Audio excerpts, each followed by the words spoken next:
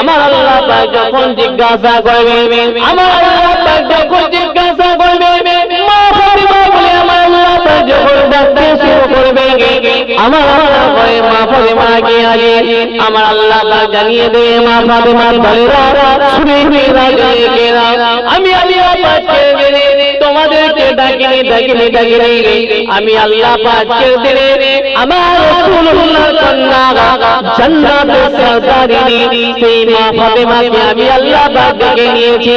এই কথা বলার সঙ্গে সঙ্গে আপনার আমার ঘরে মা ফাতিমার মনটা খারাপ হয়ে যাবে, মাথা নিচু করে নেবে। এই মা ফাতিমা বলে তোমরা মনে করো দুঃখ পেও না, বেদনা পেও না, আজকে তোমাদের গুনার খাতা ভারী হয়ে গেছে, নেকির খাতা হালকা হয়েছে, মিজানের পাল্লায় গুনার খাতা ভারী, নেকির খাতা হালকা। তবে কি কোনো নফল ইবাদত আছে নাকি? আমি আল্লাহ পাক খুশি হয়ে গিয়ে জান্নাত খানা দিয়ে দেব। আমার আল্লাহ পাক যখন জিজ্ঞাসা করবে, মা ফাতিমা পাল্লা জানিয়ে দেবে, আল্লাহ পাক নফল ইবাদত আমাদের নাই, জান্নাতে যাবার মতো নফল ইবাদত কিছু অর্জন করতে পারি না। আজকে তোমাদের গুনার খাতা ভারী হয়েছে, নেকির খাতা হালকা হয়েছে, তবে নফল ইবাদত কিছু নাই জান্নাতে যাবার মতো। বাবা কিছুদিন পাওয়ার পরে ছেলের প্রতি এত মহব্বত বেড়ে যায়, বাপের এত মহব্বত বেড়েছে, যখন সুস্থ মা আল্লাহর কাছে দোয়া দিয়েছে, আল্লাহ আপনি আমাকে তুলে নিয়ে আমার ছেলের হায়াতে তোমার দাওয়াত করে, তোমার মা পৃথিবীর জমিনে এত মহব্বত এত ভালোবাসা আমি আল্লাহ অন্তরে দিয়েছিলাম বলে এত মহব্বত হয়েছে, কিন্তু আমি আল্লাহ পৃথিবীর তোমাদেরকে দেখিয়েছি, আমি আল্লাহ আমার মহব্বত আরো বেশি বেশি আছে, আর আমি আল্লাহ পাঁচের দিনে তোমাদের নামটাকে নফল ইবাদত হিসাবে কবুল মঞ্জুর করে নিয়েছি, আর কবুল করে নিয়ে আমি আল্লাহ তাআলা এর বদৌলতে জান্নাত দিয়ে দিয়েছি। আমার আল্লাহ পাক চাইলে নামের বদৌলতে নফল ইবাদত হিসাবে কবুল করে নিয়ে এর বদৌলতে আল্লাহ জান্নাত দিয়ে দেবে। বোঝা চেষ্টা করে যতক্ষণ সময় ফাঁকা থাকবেন, ফ্রি থাকবে, গ্রামের রাস্তার ধারে না বসে মাচায় বসে বসে লোকের গীবত পরমন্দ পরচর্চা না করে একটু নফল ইবাদত করে। আল্লাহ নবী আল্লাহ রাসূল সাহাবা হুজুরকে বললেন, আবুল আজিজ আমার সাহাবা, যখন তুমি একা থাকবে, নির্জনে থাকবে, তুমি তোমার জবানটাকে বেকার করবে না। আমি রাসূলুল্লাহ বলছি, না জানি আমার আল্লাহ পাক ওটা একটা নাজাতের ওসিলা বানিয়ে দিয়ে জান্নাত খাওয়া দিয়ে দেবে।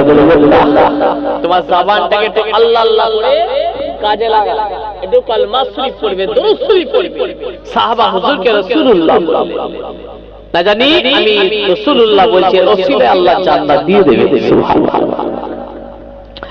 তাইবা মুসলমান কে না আল্লাহ মাসিবলিন নোমানি হলো তিনার কিতাবের মধ্যে কি লিখলেন, আল্লাহ মাসিবলিন নোমানি হলো তিনার কিতাবের মধ্যে জানিয়ে দিয়েছেন, জানিয়ে দিলেন একজন যুবক ছেলে মক্কা শরীফে এসে হাজির হয়েছে। বাবা মক্কা শরীফে এসে এই যুবক কাবা তওয়াফ করে, কাবা তওয়াফ করার যে দোয়া, সে দোয়া ভাবে পড়ছে না।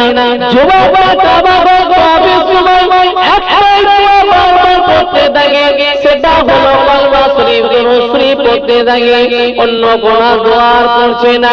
কাবা ঘর তওয়াফ করছে, কালমা শরীফ দরুদ শরীফ পড়ছে, সাফা মারওয়া সঈদ থাকে, তখনও কিন্তু কালমা শরীফ দরুদ শরীফ পড়ে।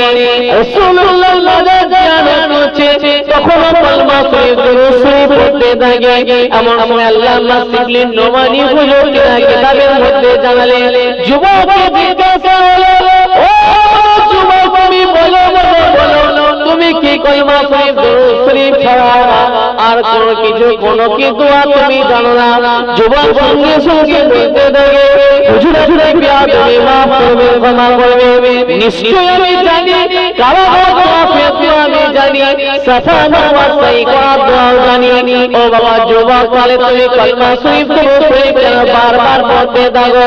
সে সময় যুবক কাঁদতে থাকে, হুজুর দুঃখের কথা কি বলবো, কষ্টের কথা একবার শুনে।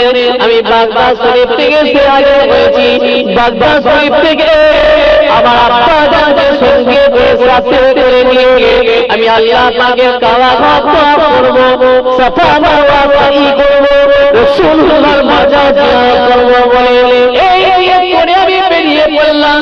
আস্তে আস্তে রাস্তায় পথে আমার আব্বা জান ইন্তেকাল করে। আমার আব্বা জান ইন্তেকালের পরে আমার আব্বা জানের মুখটা ফেরেশতাকে আমার আল্লাহ পাক হিরাতে পরিণত করে দিয়েছে।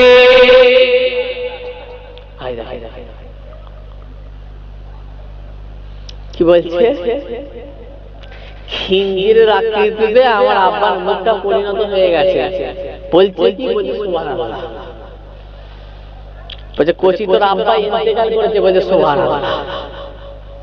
আসল দুঃখের বিষয় কি জানে, কোথায় সুবহানাল্লাহ বলতে হয় আর কোথায় ইন্না লিল্লাহ বলতে হয় এটা আমরা মুসলমান জানি না। কথা ঠিক বলছি না ভুল বলছি?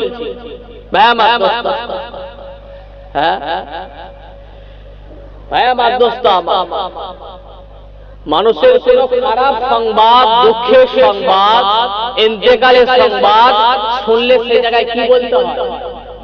ইন্না লিল্লাহি ওয়া ইন্না ইলাইহি রাজিউন। তো মুখটাকে আল্লাহ খিঞ্জিরের আকৃতিতে পরিণত করেছে। খিঞ্জির মানে কি? সর্দারের পোষে নয়, এখানে সর্দার কেউ আছে নাকি? সরকার না, সর্দার না। কি খিঞ্জির মানে? সুগার। বললেন তাহলে আমরা সবাই জানাইতে পারলাম, তাই তো? খিঞ্জির মানে আল্লাহ পাক ওই যুবকের আব্বার মুখটাকে কিসে পরিণত করলেন? শুকরে আকৃতি। যুবক সবাই সহ্য করে কাঁদে। হুজুর আপনাকে আমি কি ঘটনা বলবো হুজুর, আপনি দুঃখ নেবেন না হুজুর। আমার বুকটা ফেটে যাচ্ছে, কলিজা খারাপ ফেটে যাচ্ছে।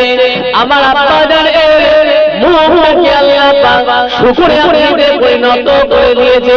এটা হওয়ার সঙ্গে আমি ঝরঝর করে কাঁদতে শুরু করলাম। আল্লাহ পাক আমার আব্বা জান কি এমন গুনাহ করেছিল, কিসের জন্য আমার আব্বা জানের মুখটা খিঞ্জিরের মতো হয়ে গেল?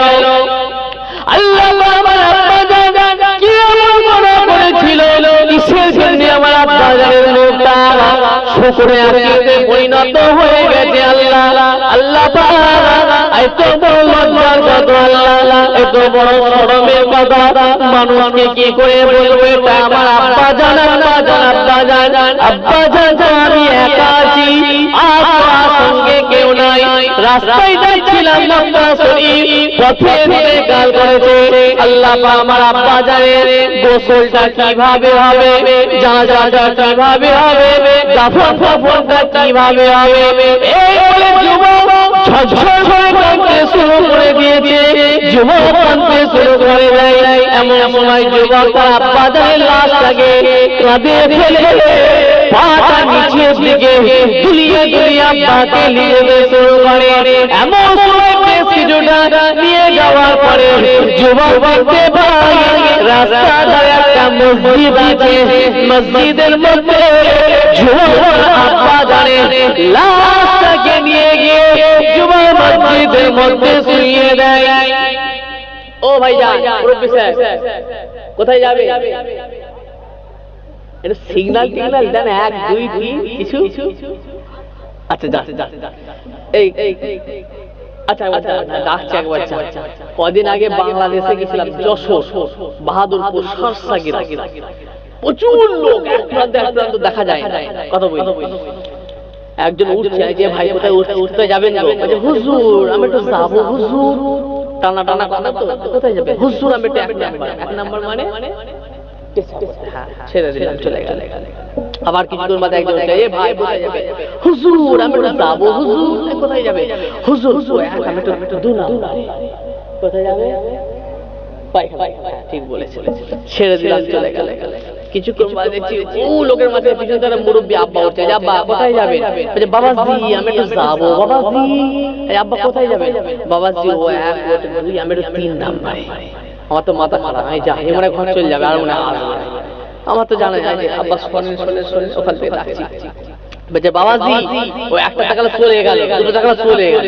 আমি যখন 3 টাকা যাচ্ছি তখনই বলছি শোনে ডাকছে কেন? এই যে 1টা মানে কোথায় যাবে আমি জানি, 2 মানে জানি, আর 3টে মানে আমি জানি